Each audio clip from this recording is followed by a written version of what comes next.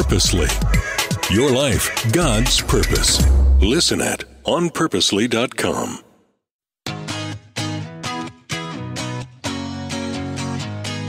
Hey there, I'm Julie Lyles-Carr of the All Mom Does podcast, where we are in a series on mental health and mental wellness. Let's jump right into the next episode.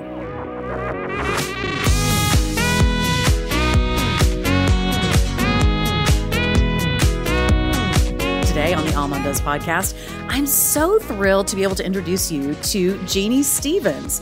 She is in the Chicago area. She has some really great insight she's going to share with us today about how we need to get a little more comfortable with dealing with our today and how to do that well. Jeanne, thank you so much for being on the podcast. Oh, thank you, Julie. It is such a delight to be here with you and your listeners and talking about something that is so near and dear to my heart. So thanks for having me. Oh, we're just so thrilled to have you. And I'm thrilled because you live just right down the road from my oldest daughter who is in Chicago. I did not realize this. That's right. So tell listeners what you do in Chicago.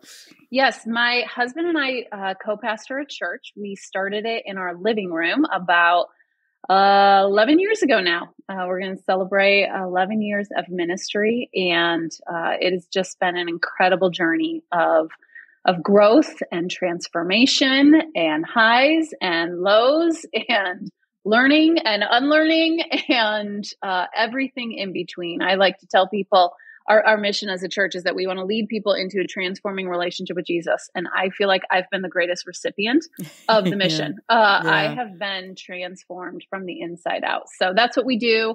We live in Chicago. We have two teenage kids, a 13-year-old and a 16-year-old, two very emotionally needy dogs. And that's our family. So yeah. Love that. Love that. So you are still in the thick of it with teenagers, and we are. It is, I never want to scare moms who are listening because toddlerhood, I know, can be really daunting in its own way. And then you kind of move into a season where they're a little more independent, and then you come into teenagehood, and that is kind of a whole other world as well. And again, not to scare anybody off or to play into some of the tropes that we hear, but there is something to having those teenage years where you're realizing you're in the last few pages of all the things that you're trying to infuse into your kids before you launch them. How have those teenage years been for you and your husband so far as you're navigating both ministry and then teenagehood in the middle of a pandemic, which is a whole other chapter that we'll have to unpack at another time. Yes, that's a whole other thing. Exactly. I was talking to a friend of mine the other day, and they just had kids. And so they've got a toddler and a baby. And she's like, I'm just tired all the time, and I was remembering back to that phase of infants and toddlers and preschoolers. And I remember somebody saying to me when I was in that phase, when your kids are young, you're physically tired. And when your kids get older, you start to become emotionally tired. Yes. And so it's just like a long journey of being tired. Yes. and so I would say with this journey with our kids, and they're incredible. Elijah is our 16-year-old and Gigi is our 13-year-old. And navigating through the pandemic as well has been so challenging and lots of transition. But especially even, you think about what we're going to talk about here in the moment of trying to be in the present with our kids. I have found myself really trying to practice being here now with them instead of rehearsing, oh my gosh, Elijah's leaving here in 2 years. Have I taught him everything he needs to know? Is he good at his laundry? Does he know how to make 7 meals? Is he going to clean up his dorm room? Right. Are his roommates going to think he's a slob, or are they going to think that he's nice and tidy and clean? And how does that reflect on his mom? Right. And so there's all of these realizations when your kids get into those teen years that there is a new threshold and a new finish line coming. We never stop parenting, but the seasons of parenting shift and change, right? And I've just become so aware of those. And instead of trying to rehearse, him walking out the door, really trying to appreciate what we have right here and now? How do I help him navigate all of the things that he's experiencing in a new high school, in the midst of a pandemic, spent his freshman year online in a Zoom screen, and now trying to, step into all of these new social and emotional realities of high school. And how do I, as a mom, be present with him instead of just try to get him out here in the future where I think he needs to be, or even for me personally, rehashing things, Right. that's also a thing as a mom where you think, oh gosh, maybe I missed something. Woulda, Maybe coulda, I shoulda. should have done this. Why Yeah. didn't I do this earlier? And that's such a possibility to pour on guilt or to pour on shame on ourselves. Right. And so, it's been such people always say you write what you need. And I realized I wrote the book that I need in helping me learn how to receive the gift of the present. And gosh, are my kids some of the best professors to help me live in the moment. Help you learn in that moment. I love that what you've tapped into when we're not living in the moment. I think we often go into overwhelm. And I certainly find this for myself so often. I will be doing things that I think are helping me navigate a certain level of anxiety or stress or whatever. Mm-hmm. And then I'll find myself with this sense of being very overwhelmed again. Now, for me, Yes. in this stage of my life, it typically has to do with deadlines and tasks and things that I think need to get done. And, oh yeah, this kid's coming home for a couple weeks, so I need to make sure I've got this done and that kid. And what I'm finding too that's interesting, Jeannie, right now, as we are emerging, many of us, from what has been a time where things have been a little more shuttered and there was an overwhelm that came with that. But I'm now seeing our calendar populating again in a way that I'm going, oh, wait a minute. I'm seeing the kids that I still have at home. I still have 4 at home, and I'm seeing their schedules filling back up. And the 14-year-old twins, they're going to be needing somebody to drive them a variety of places in the evening. I'm like, oh yeah, I kind of forgot about that for a while. And I can feel that overwhelm coming because I'm typically someone who is already rehearsing the future. But it seems to me there are a couple personalities, and I've heard Dr. Les Parrott talked about this in an interview we had, and we'll go back to that interview and post it in the show notes so people can go listen. But those of us who tend to live more in the future, those of us who tend to live more in the past, talk to me about how we can determine within our own personalities. Are we somebody who's rehashing a lot of where things were, and that's why we're feeling overwhelmed? Or are we someone who's living way off in the future, getting overwhelmed by what we have coming? So where do you find people kind of land, and how do we determine who we are in that lane? Yeah, I love that question. And I think that, Julie, all of us do both at some point or another. We either rehash the past or we rehearse the future. And in many ways, when you think about it, when we're doing that, we're not here, right? We're somewhere else in our mind. And thinking about the past or thinking about the future are ways we contemplate life. And that's an ineffective way to actually transform your life. It's just a way to get stuck in your mind, to rehash something, rehearse something, instead of actually receive what's here now, which is the title of the book. It's a question to help you pull yourself back to the present moment. But what I have found is there's 5 markers of how we rehash, and there's 5 markers of how we rehearse. The markers for how we rehash, and if you ever find these things showing up in your life, and again, like I said, we all do this. So, if you're rehashing the past, you tend to be somebody that gravitates towards blame. You potentially gravitate towards some shame that you're carrying around. There's most likely some unprocessed grief in your life, maybe even some bitterness or some unforgiveness, or even guilt. Those are the 5 markers that when you see those things rising up in your life, blame, shame, grief, bitterness, or guilt, those are indicators that you're not living in the here and now, you're in the past. You're thinking through something that did happen, you wished it didn't happen, You have some regrets over that, and you continue to play it over and over and over in your mind. Those are the markers of rehashing. The markers of rehearsing are usually worry, like you just talked about, that feeling of overwhelmedness, even a sense of denial. Denial is actually something that's out in the future and you don't want to face it. Pretending is another one. Obligation, feeling like I should do that. Whenever the word should shows up in your thoughts, that's an indicator you're rehearsing the future. Or waiting and control. Those are the markers of both rehashing and rehearsing. And like you were just talking, this feeling of overwhelmedness. And I think so many of us are emerging from this iteration of the pandemic. Right. I'm not sure, are we whatever allowed phase to say we're it's in? over? I don't know. And we're emerging into this next phase, and that overwhelmedness is simply living in a not yet that is worse than your now.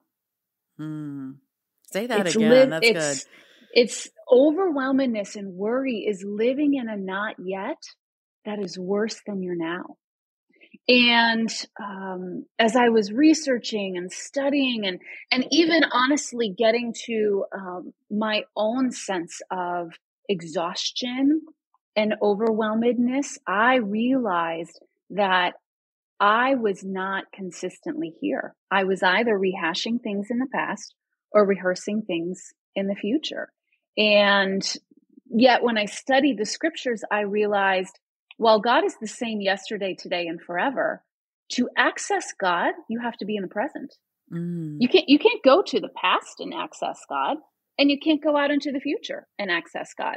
The zip code of God is here and now. Is right now. Right here. You and I, we get to experience the presence of God in this moment. And so this question, this idea of what's here now emerged for me, kind of on the doorsteps of exhaustion and overwhelmedness and burnout, and wanting to see if there's another way. Like, can we actually learn how to live here and be here instead of somewhere else in our minds or in our thoughts or in our emotions or in our relationships? And so I came up with this question, and I just decided, okay, I downloaded this app. It's called Mind Jogger, and you can type in a question and it randomly asks you all throughout your day. It just pops up on your screen. And I typed in the question, what's here now, as a way to help me start to practice presence.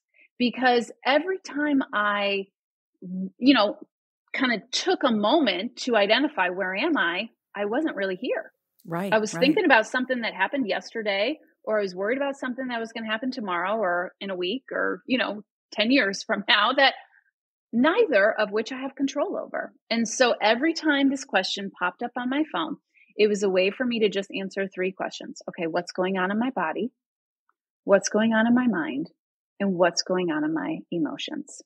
And that centering question, it was like giving myself spiritual direction and literal spiritual formation to pull myself back into the presence of God in this now moment, and welcome myself. I'm here. This is where I am right now with Julie, talking about things I love talking about. I don't need to worry about all the other things on my calendar later today. Like, just be here. And there's a sense of gratitude that rises up for the present moment. There's a sense of belonging, right? There's deeper connection when you're with people.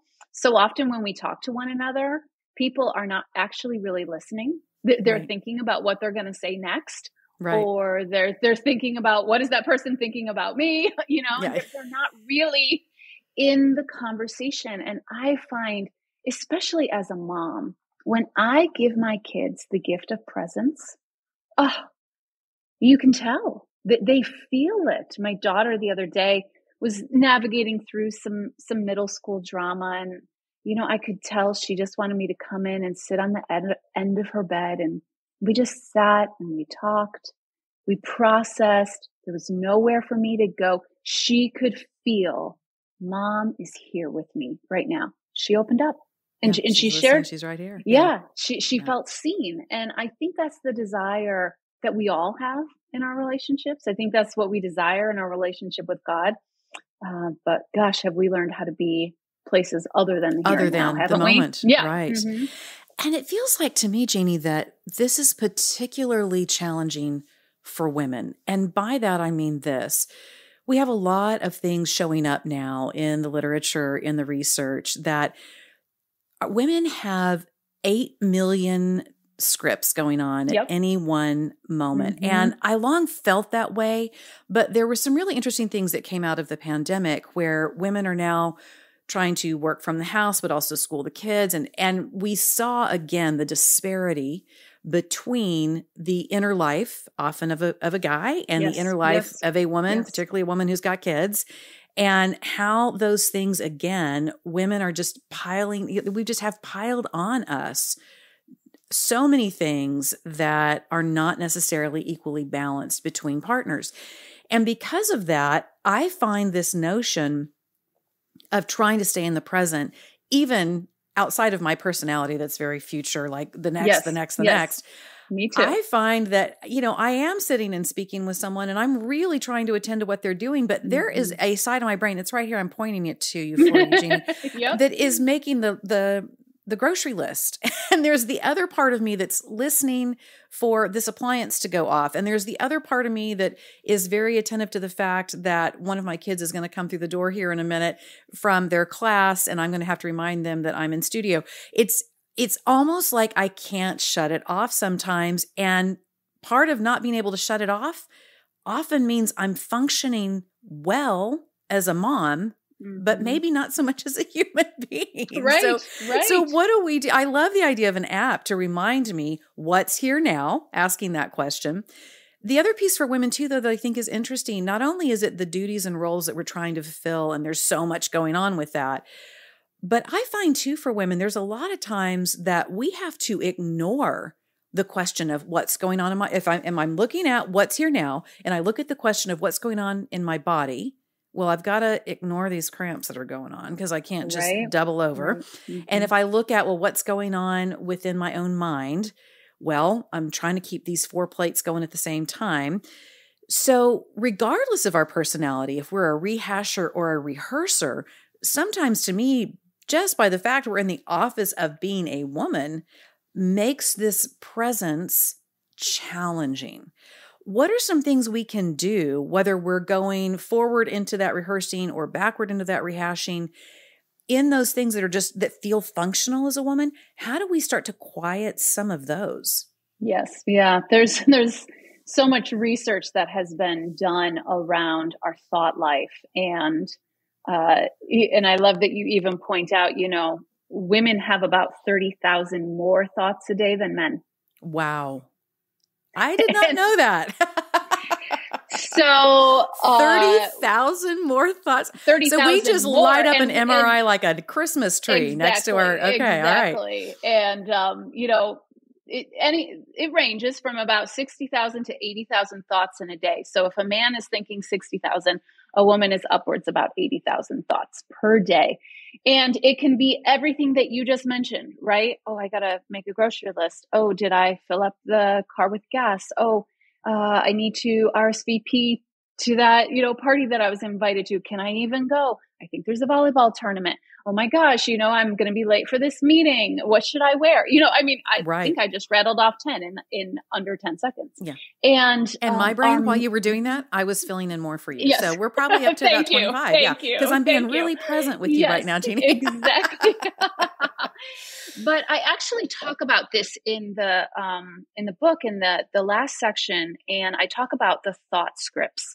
And one of the things that I have learned, and this is through a lot of neuroscience, is the power of just noticing and naming. I'm having the thought versus I am the thought. Right. And it really is a gift and a blessing to just become a noticer of all of your thoughts, to become a noticer of, wow, my mind is really running. Can I pause and just be here now with all that's running through my mind? And can I name these as a thought script versus a thought truth?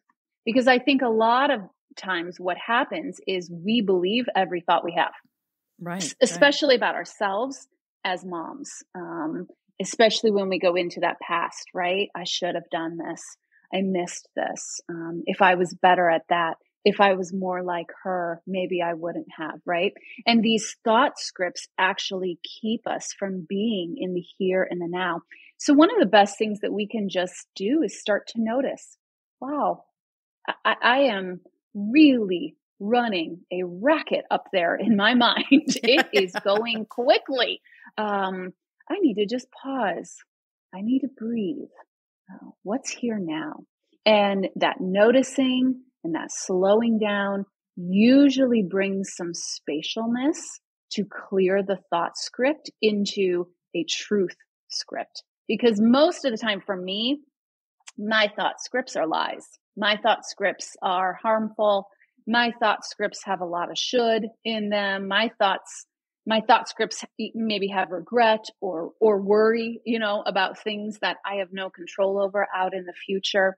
And when we can shift those thought scripts into truth scripts, and notice the ways that it's trying to take control of our minds. You think about the passage, take captive every thought, right? Yeah. And can you imagine if we were trying to take captive 80,000 thoughts in the day? Yeah. I think what often happens is that we're not taking captive our thoughts are taking us captive. Mm-hmm. Yeah. And they're controlling our lives. And the practice of just noticing, wow, I have a lot of thoughts with condemnation in them, and replacing that with, there's therefore now no condemnation for those who are in Christ Jesus, and just replacing those unhealthy thought scripts with truthful thought scripts, because the unhealthy ones are just toxic. They're not going to take us anywhere. If anything, they're going to just increase the destructiveness of our thoughts. And replacing those with truth allows us to actually practice presence. And so, when that question would pop up on my phone, or still does, and my mind's, running all over the place, I just paused and chose to notice. And instead of condemning myself, because that was usually what I started to do, was just condemn, like, oh my gosh, you're not here. You're here, there, and everywhere. Right. Can you just pause, offer yourself grace, get curious? Why are you having all of these thoughts? And can you come back into this now moment with God? And a lot of it is the gift of mindful practice. It's the gift of caring for ourselves. It's the gift of trusting that God wants to be with us in the present moment, that this is where God is, and God wants to be here with us, right? And so can we be here with ourselves, actually, right. and give ourselves the gift of the present moment. Gosh, as a mom, I feel like I'm just moving at Mach speed at all times, taking care of everyone else but me. And so much of the writing of this book was the reminder that I can't take care of anyone unless I'm choosing to be still with myself and with God. And then the overflow of that is what's going to be the blessing to others.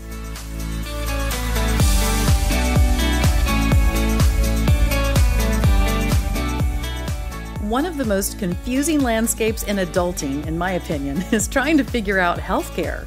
Traditional insurance is so expensive and not even available to a lot of us through our work. That's why I'm so excited I found Altrua Health Share, a top quality, affordable healthcare offering for you and your family. Altrua Health Share is a membership of like-minded, health-conscious individuals who share in each other's medical needs. If you're one of the 32.8 million Americans who don't have insurance and who are looking for a great solution for your healthcare expenses, Altrua Health Share could be the right fit for you. To see how much you can save on your healthcare costs, go to familyhealth.family. I think you'll find, just like I did, that Altrua Health Share can give you the peace of mind you're looking for when it comes to taking care of your health and your family's. Go to familyhealth.family and let them know I sent you. Altrua Health Share, where we believe in caring for one another. It's interesting to me that in our faith communities, I think it's easy for us to slide into this. I know I certainly have been guilty of it. And then that means I'm then practicing it in my own personal walk in a way that can be really challenging. That within our faith communities, we have made the idea of being in the presence of God something attached to dream big or have big vision or praying for things that are future forward, or even the idea of, well, it's only when I'm in a really resonating praise and worship service that that's when I'm really in the presence of God. And to have to unwind some of those ideas and concepts that we've put together and get to a place, as you're saying, of understanding that we are present with him right now. He's present with us right now. It's not a location or a date on Sunday or whatever the thing is. And those are great things. I'm not saying we shouldn't be part of faith communities, but it's almost like we suspend the idea he's with us because we are pushing that into a future obligation or a future dream we have or something we want to see come to pass. I have heard it said recently that in the midst of all of this, with how crazy our thought lives are and how much is going on in our heads at all times, I've recently come across some research that this really surprised me and blew me away, that there are people out there who don't have a constantly running dialogue in their own head. Like they are not narrating their life as they go. And I got to tell you, Jeannie, I am not only narrating my life all the time and future casting. Right? There's a soundtrack going on in there. There is I don't know. It's quite a show. It's a huge show. There's all kinds of stuff going on in here. And part of what I've been trying to learn in that is, my particular kind of crazy is not everybody's inner life. Both learning how to embrace the way that God wired me, because I think everyone is creative. So let me say that.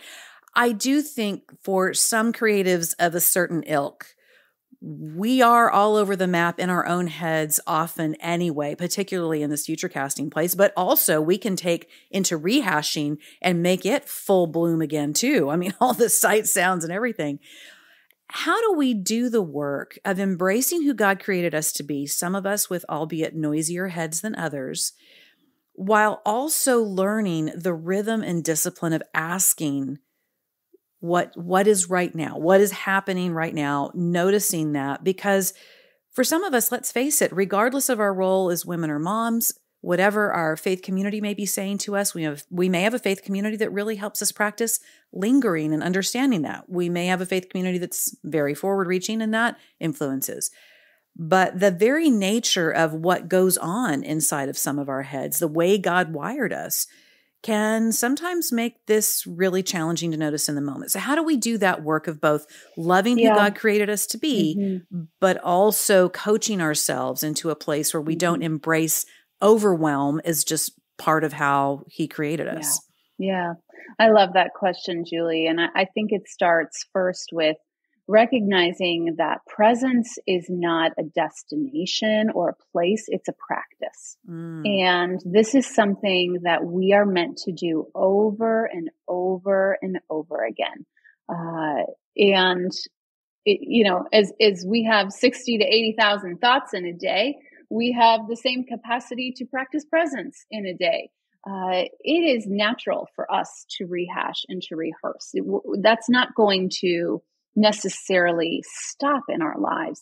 It's what we do with it. And as I mentioned earlier, just learning how to pay attention, what's going on here in my body, what's going on here in my thoughts, what's going on here in my mind, and drawing ourselves back into the present moment.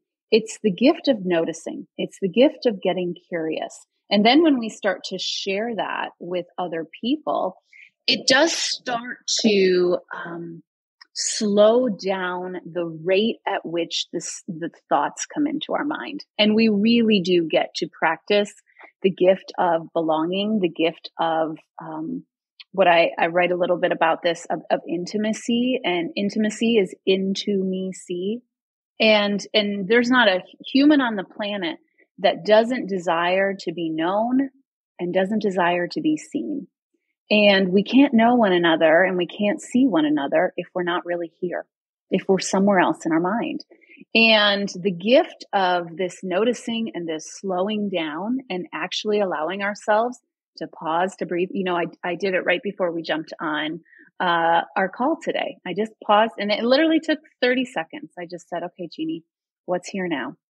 Okay. In your body, you're feeling some butterflies. This is the very first podcast that you're doing for this book. Okay. Just be with those butterflies. That's okay. What's here in your heart? I'm excited. I'm a little scared. Okay. Just welcome excitement and you're a little fearful. That's good. That's okay. And what are your thoughts? I'm really excited to meet Julie and hopefully be a blessing to the people that listen. That's what's here now. And that's it. That's the practice.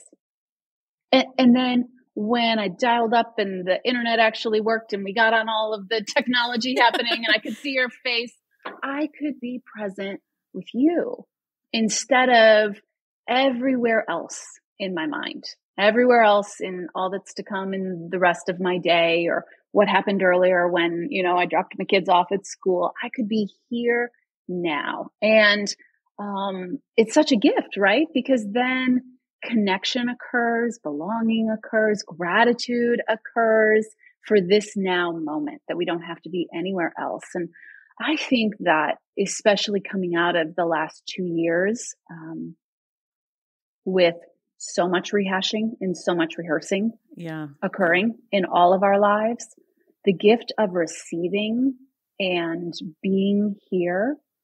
I don't know a human on the planet that doesn't need this. That doesn't need the gift of giving themselves a breath, a pause, a recentering into this now moment. And it's so powerful because you connect in with God. And I'm right there with you. I think I used to think that the presence of God was like a place I had to go. Like the Old Testament. It was the tabernacle. I had to go into a place. And what I have come to realize through the gift of Holy Spirit is the presence of God is in the here and now. I'm just usually the one that's not present to God's presence. Right. God's presence is always here.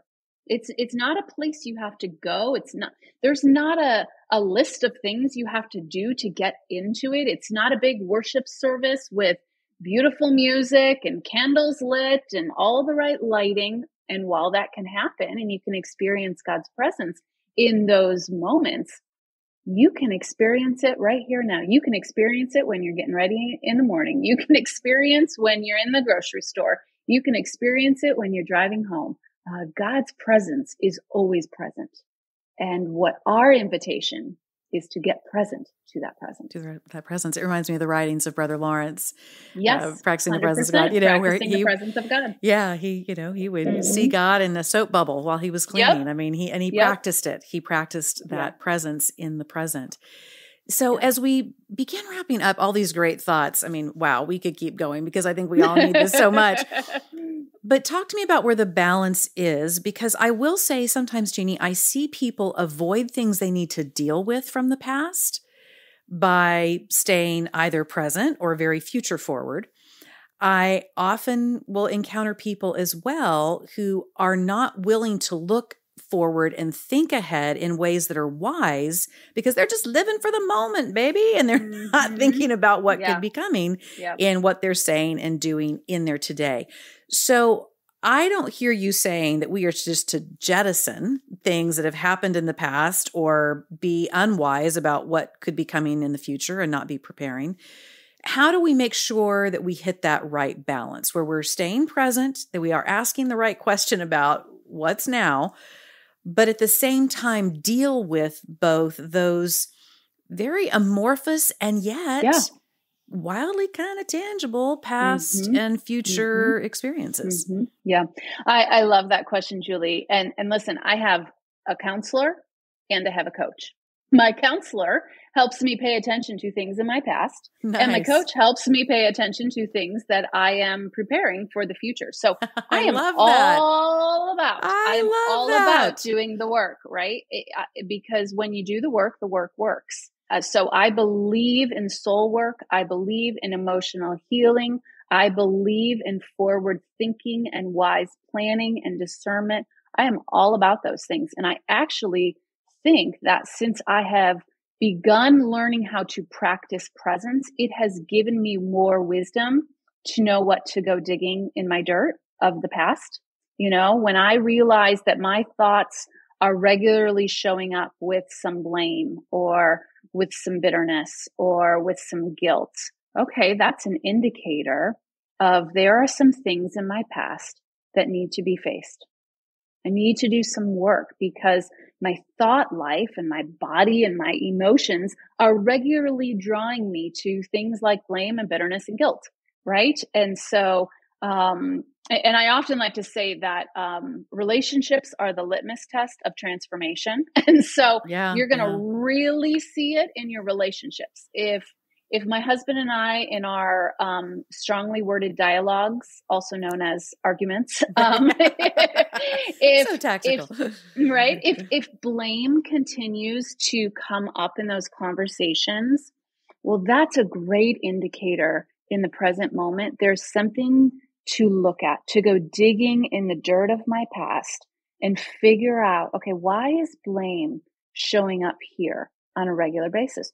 Or if my thoughts are regularly leading me to worry, perhaps, or a sense of controlling, that's one of my biggest areas, is trying to control everything that happens. And when I find that I am regularly rehearsing control or rehearsing worry, well, that's a great indicator of I'm not thinking about the future through a healthy lens. I'm thinking about it through a lens of maybe trying to escape something, deny something, not face something that's going on. And so I actually think that those are key indicators to us when we practice presence. When those things show up, it is a good invitation to then go, okay, I need to do some work around this thing in my future and planning and preparing. And I need to do some things in my past over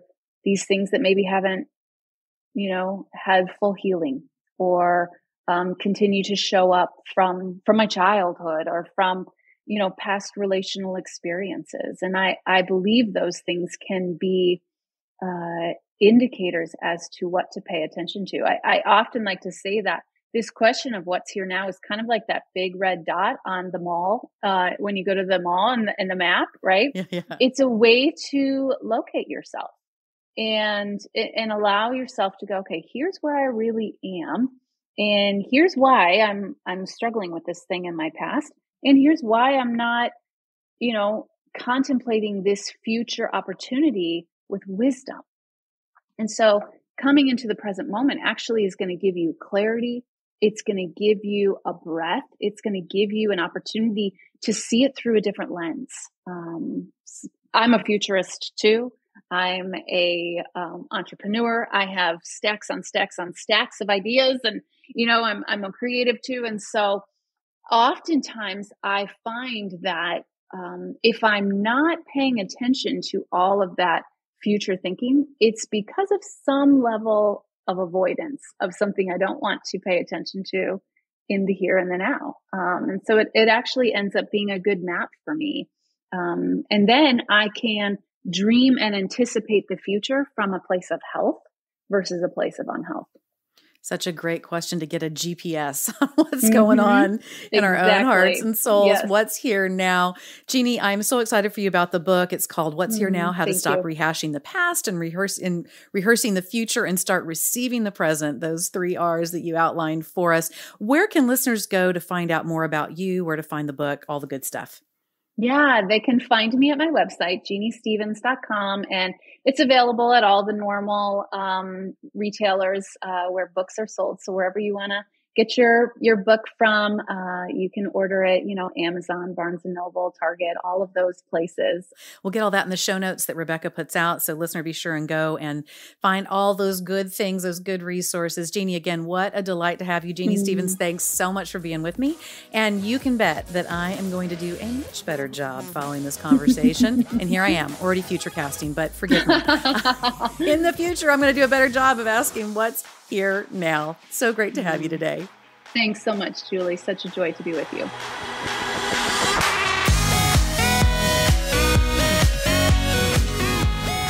Check out our show notes because that's where you're going to find all the great links and extra resources. Rebecca puts those together every week. Hey, before you finish up today, would love your help with this. We are putting together, first time we've done it this way, we're putting together an episode with your questions. It can be any questions you have specific to this series, but it can also be just anything, just general. Faith issues, mom stuff, wife stuff, whatever. Just send it our way. If you would send those to comments@allmomdoes.com. That's comments@allmomdoes.com. I would so appreciate it. We're really excited to put together a special episode for you, and we want to hear from you. Join us on the socials. Go to allmomdoes.com for more posts and resources and great tools. I love to hear from you too. I'm Julie Lyles-Carr in all the places on the social medias, and I'll see you next time on the All Mom Does podcast.